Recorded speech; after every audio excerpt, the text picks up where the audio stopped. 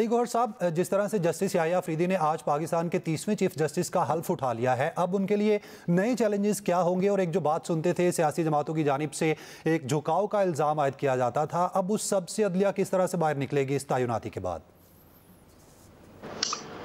बिस्मिल्लाहिर्रहमानिर्रहीम। देखिए, बुनियादी तौर पर तो जाहिर है कि जहाँ तक आपने चैलेंजेस की बात की है तो उस पर बैरिस्टर साहब ने, आमिर साहब ने काफ़ी तफसील के साथ बात की है और यही चैलेंजेस हैं कि लोगों को इंसाफ फराहम करना, बग़ैर ताख़ीर के जो है वो इंसाफ फराहम करना, और ख़ास तौर पर तमाम जितने भी हमारे आईनी इदारे हैं वो अपनी अपनी डोमेन में रह के काम करें। जुडिशल एक्टिविज़म का जो है वो ख़ात्मा भी इनकी तरजीहात में शामिल होना चाहिए। और ख़ास तौर पर जो एक पिछले दिनों काफ़ी ज़्यादा तनाव की कैफियत रही अदलिया के अंदर, कोशिश मैं तवक्को करता हूँ एक सियासी कारकुन की हैसियत से कि जो चीफ जस्टिस साहब हैं वो उसको ख़ास तौर पर फोकस करेंगे और उसमें कमी लाएंगे। लेकिन यहाँ पर कुछ चीज़ों पर बड़ा ताज्जुब भी होता है। ताज्जुब इस बात पर होता है कि KPK के वज़ीर आला ऐलान फरमा रहे थे कि अगर सीनियर तरीन जज को चीफ जस्टिस ना बनाया गया तो मैं तहरीक चलाऊंगा या PTI तहरीक चलाएगी। तो इसका मतलब ये है कि आज मैंने देखा तो वो मौसूफ हलफ में भी तशरीफ़ फरमा थे, वो जो बयानात दे रहे थे कि मैं तहरीक चलाऊंगा अगर सीनियर तरीन जज को जो है वो चीफ जस्टिस ना बनाया गया। पहली बात तो ये है कि आइन में तरमीम हो चुकी है और आइन के मुताबिक जो भी प्रोसीजर था वो बड़ा वाज़े तौर पर अडॉप्ट किया गया चीफ जस्टिस के तकर्री में। और ख़ास तौर पर जाहिर है कि अपनी अपनी जगह पर सारे जो 3 जजेस थे वो इंतहाई मतलब है कि मैं समझता हूँ कि इस लिहाज से तो कॉम्पिटेंट थे कि वो लायक जजेस थे और अपना काम करना जानते हैं और निभाना भी जानते हैं। लेकिन ज़ाहिर है कमेटी ने फैसला करना था तो उन्होंने आईनी तौर पर उन 3 में से एक का चुनाव किया जो सीनियर जजेस थे। तो इस तरह से जो पिछले दिनों में ख़ास तौर पर अदलिया के ज़रिए भी ये हमें इंतहाई अफसोस के साथ कहना पड़ता है और बड़े भारी दिल के साथ कहना पड़ता है कि बार बार जो है मेरे जो बाकी भी प्रोग्राम में दोस्त बैठे हैं वो भी इस बात की तईद करेंगे कि बार बार आइन को जो है वो अदालतों के ज़रिए ज़्यादा तोड़ा जाता रहा है। हालांकि प्रोपोगंडा ये होता है कि पॉलिटिकल लीडरशिप जो हैं पार्टीज़ की या दीगर इदारे हैं वहाँ से आइन छिकनी होती है। सबसे बड़ी आइन छिकनियाँ तो अदालतों के ज़रिए होती हैं। जब 63A के ज़रिए हमजा शहबाज की हुकूमत ख़त्म की गई तो वहाँ पर भी आइन को दोबारा लिखा गया।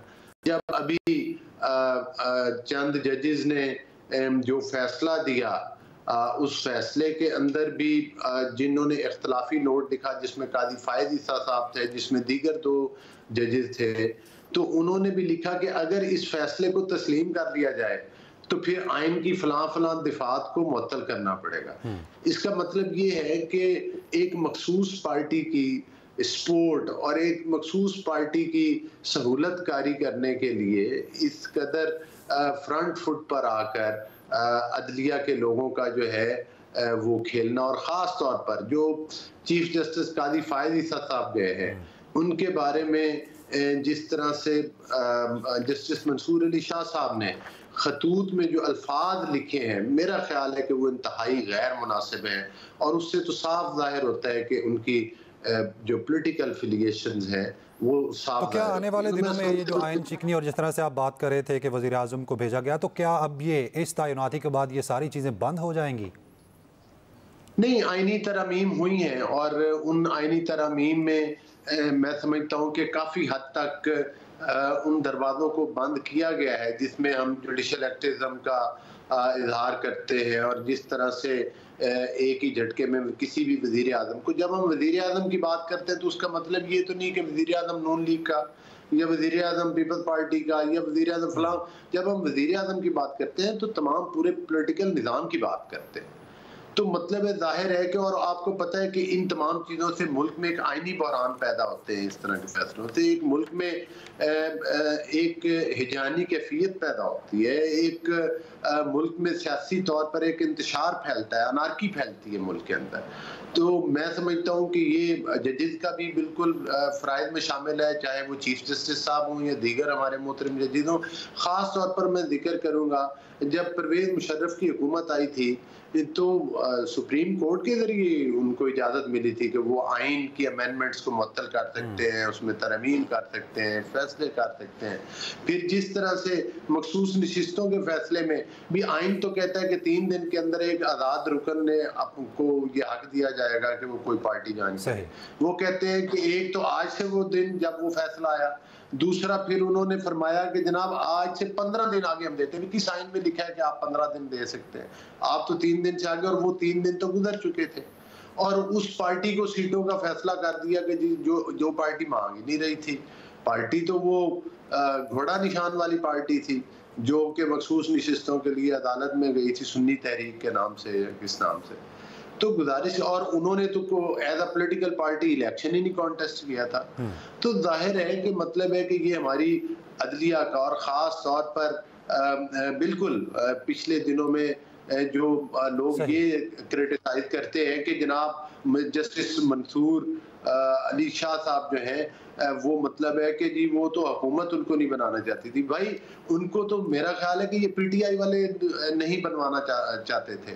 جس طرح سے 26ویں آئینی ترمیم کے بعد جسٹس یحییٰ آفریدی کو نامزد کیا گیا اور انہوں نے آج اپنے عہدے کا حلف اٹھا لیا، اب باتیں 27ویں ترمیم کی ہو رہی ہیں۔ تو بیرسٹر عامر صاحب، آپ سے جاننا چاہوں گا یہ 27ویں ترمیم کی ضرورت کیوں پیش آ گئی؟ کیوں ایک دم سے 26ویں ترمیم ابھی آئی ہے اور 27ویں کی باتیں شروع ہو گئیں؟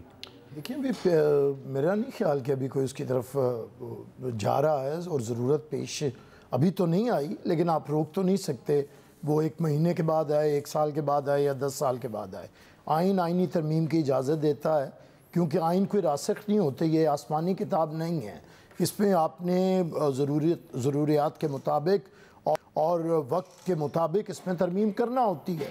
تو پارلیمنٹ کا کام ہی یہ ہے کہ جب عوام کی طرف سے کسی چیز کی ضرورت محسوس کی جائے اور پارلیمنٹ جو آئین ہے وہ اس پہ کما حق کا حکام نہ آ رہا ہو تو پھر آپ اس میں امینڈمنٹ لے کے آئیں۔ میں نہیں سمجھتا ابھی ضرورت اس وقت تو فوری نہیں ہے، لیکن امینڈ کرنا چاہیں گے۔ پیپلز پارٹی اسے دیکھے گی کہ وہ معاملات ہمارے منشور کا حصہ ہیں، ہر جماعت کو دیکھنا چاہیے۔ اگر وہ منشور کا حصہ ہوئے، عوام کی فلاح کی بات ہوئی اور اس کا بنیادی مقصد عوام کو طاقت کا سرچشمہ بنانا ہوا تو ہم بالکل ساتھ دیں گے، کیوں نہیں؟ لیکن ابھی تو میرا خیال ہے ایسی بات نہیں ہے۔ دیکھیے وجہ کیا ہے؟ وجہ ہے کہ کچھ لوگ گمان کی سیاست کر رہے ہیں، ان کا کام ہے گمان کے اوپر سیاست کرنا، یقین نہیں ہے، بات کچھ نہیں ہے۔ انہوں نے صرف کرنا ہے شک، اور شک کے اوپر سیاست کرنی ہے۔ ان کا کام یہ ہے وہ غلط، اس نے یہ کر دیا، اس نے وہ کر دیا، اور خود کو مظلوم بنانا۔ جیسے ہمارے دوست ہر وقت انہیں یہ الیکشن بڑے برے لگتے ہیں 2024 والے۔ اچھا، اسے انہوں نے نام دے دیا جی فارم 47 والے الیکشن، دھاندلی والے الیکشن۔ اور بھائی 2018 کا الیکشن کیا تھا؟ جب آپ کہہ رہے تھے کہ آرمی چیف قوم کا باپ ہوتا ہے، جب آپ کہتے تھے کہ فیض حمید رہے گا تو میری حکومت رہے گی، جب آپ کہتے تھے کہ ڈیموکریٹ جنرل، میں نے جنرل باجوہ سے بڑا دیکھا ہی نہیں ہے، جب وزیر اعظم ملک کا کہتا تھا کہ میرے فون ٹیپ ہوتے ہیں، ایجنسیاں ٹیپ کرتی ہیں، اور بہت اچھی بات ہے، ایجنسیوں کو ٹیپ کرنے چاہیے کیونکہ ایجنسیاں ہی تو ملک کی حفاظت کر رہی ہیں۔ جب وزیر اعظم یہ بھی کہتا تھا کہ میرے اسمبلی کا اجلاس بلانا، اسے مینٹین رکھنا، لوگوں کو بلانا، بجٹ پاس کروانا، میرے لیے سارے کام ایجنسیاں کرتی ہیں، وہ سارے درست تھے۔ یہ برے کب سے ہوئے ہیں بھائی؟ جو قوم کا باپ تھا ایک دم وہ کیسے میر جعفر اور میر صادق ہو گیا؟ تو اصولی اگر یہ سیاست کریں گے نا تو آئیے اصولی سیاست کرتے ہیں۔ ہم کسی کی گود میں بیٹھ کے، پیپلز پارٹی اپنی تاریخ میں اقتدار میں نہیں آئی ہے۔ ہم حمید گل سے لے کے فیض حمید تک ہر ایک کے ڈسے ہوئے ہیں، ہر ایک کے ساتھ جنگ کی ہے۔ ہم نے نہ کبھی سسٹم بٹھا کے الیکشن جیتا ہے، نہ کبھی باجوے کی گود میں بیٹھ کے آئے ہیں، اور نہ کبھی ہم ضیاء کی گود میں یا مشرف کی گود میں بیٹھ کے آئے ہیں. آئیے اگر آپ کو اچھے الیکشنز چاہیے تو یہ پاکستان کے اندر فارم 45 47 یہ ہم نے متعارف کروایا, ورنہ تو الیکشن اناؤنس ہو جاتا تھا. محترمہ بے نظیر بھٹو کی جدوجہد سے ہے, اور ہم سے جتنے الیکشن چوری ہوئے ہیں بھائی آپ سے تو چند سیٹیں اگر ہوئی بھی ہوں گی تو آپ نے شور مچا دیا. میرا نہیں ایسا خیال ہے, لیکن میں پھر سمجھتا ہوں کہ اگر آپ چاہتے ہیں فیئر الیکشن کروانا تو آئیے بیٹھیے. اگر آپ چاہتے ہیں کانسٹیٹیوشن کی بالادستی ہو تو پھر آئیے پارلیمنٹ میں بیٹھیے. پھر آپ یہ نہ کہیے کہ ہم کسی ادارے کے سربراہ سے یا آرمی چیف سے بات کریں گے.